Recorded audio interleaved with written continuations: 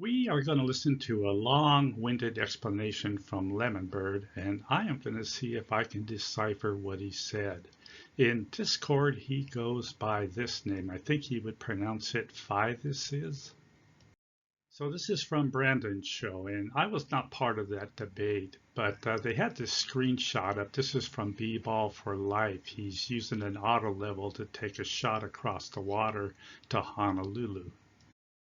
Now, Brandon wanted Lemon to explain how these instruments work in regard to these clouds and how they appear to angle down due to perspective. So let's take a listen. And I also typed up what Lemon said so you can follow along. I'd like to hear Lemon's an explanation of what Lemon was saying. Seriously? Maybe you can do it in terms of this picture I have. I don't know if this is the greatest picture to do it, but can you Well, describe what you're basically, you saying? have that plus sign bullseye in the theodolite, and you need to treat it like a real object with thickness that will eventually converge, merge, and disappear. So that zone that plus sign is covering will eventually disappear, and you're going to lose sight on the object that was lined up with. So you're going to lose your level, and it's going to be interpreted as a curve downward because where your level was pointing, it's going to be covered over by a visual zone that's higher up and a wider angle that will still be visible. That's going to be interpreted in error as a curve downward as the zone you were pointing at before is covered over by a bigger visual zone that is merging down due to perspective. Well, that burp was certainly appropriate after that word salad. And yes, it was a clover. If you want to find out who it is, go to Brandon's channel and take a look at his video. But anyways, let me see if I can figure out what Lemonbird is trying to tell us. So he starts off with, well, basically you have that plus sign bullseye in the theodolite. Well, actually they are called crosshairs. So you can already tell that he really doesn't have any idea of what he's talking about, and he is already winging it. And you need to treat it like a real object with thickness that will eventually converge, merge, and disappear.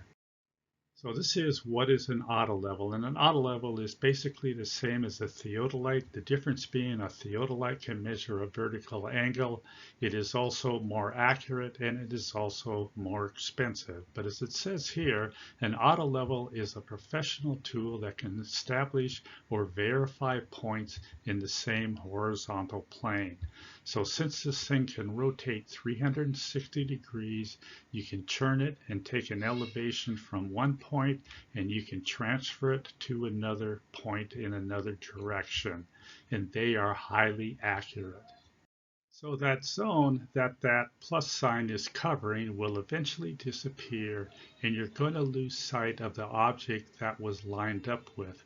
I really have no idea what he is trying to say here. Here's the original screenshot from B-Ball, and I can clearly see that the crosshair is aligned on those buildings, and they are 14 miles away. I found a couple more examples on the internet. In this case, I don't know how far away these buildings are, but if you can see the target, then you can establish a horizontal plane in relationship to that target. That horizontal plane doesn't stop after 400 feet, after a mile, after 20 miles. If you can see the target, you can establish a horizontal plane. So you're going to lose your level. Now in this case, he does have somewhat of an argument. Now all of these instruments have tolerances, and for this auto level, it is plus or minus 1/16 of an inch at 100 feet. Now some of you are going to think, well, that sounds like a lot. No, for construction, that is well below our tolerances. Now the theodolites and the total stations that the surveyors use are highly accurate. They have tolerances down to arc second. So exactly how big is 1/16 of an inch at 100 feet? Well, we got to do an angular size calculation for that. So first I want to show you the stadia marks that are in the crosshair here. These are used to estimate distances, and they are at a known angular size of 0.286 degrees.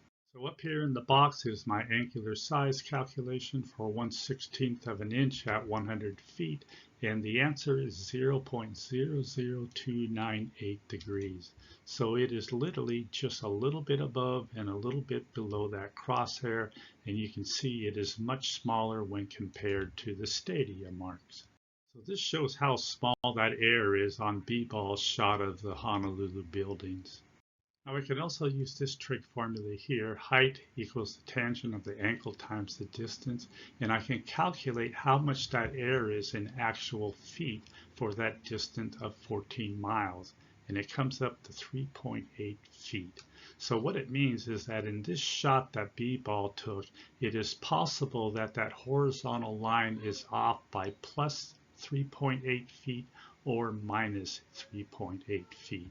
If you total that up, that is less than the thickness of a building floor, which is typically about 10 feet. So Lemon continues, and it's going to be interpreted as a curve downward because where your level was pointing. No, what we know is that in this case, B-Ball's elevation was 14 feet, which means that this is a 14-foot horizontal plane above sea level. We also know that this shot was well within the tolerances of this auto level. So here's a close-up of that shot. Now again, on buildings, floors are typically about 10 feet high. In here, I can count 7 floors. There's 70 feet, and we don't even see the shoreline. So we know that this shot is well above 14 feet. Now, is refraction a factor? Yes, but refraction is typically looming, which means that these buildings are going to appear higher than they normally do. And do we ever take evidence from one photograph only? Of course not. But there are plenty of photographs similar to this, and they support the globe. And here's another shot from B-Ball showing the exact same thing. It's going to be covered over by a visual zone that's higher up in a wider angle that will still be visible. What the?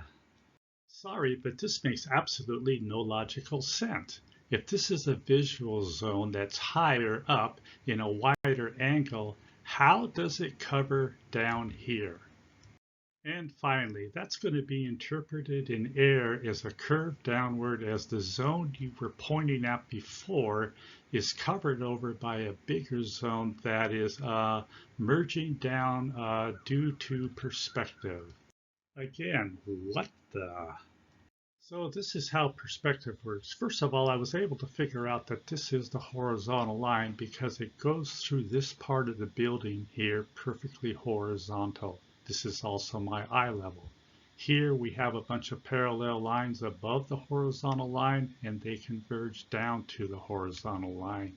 All of these parallel lines that are below the horizontal line converge up to the horizontal line.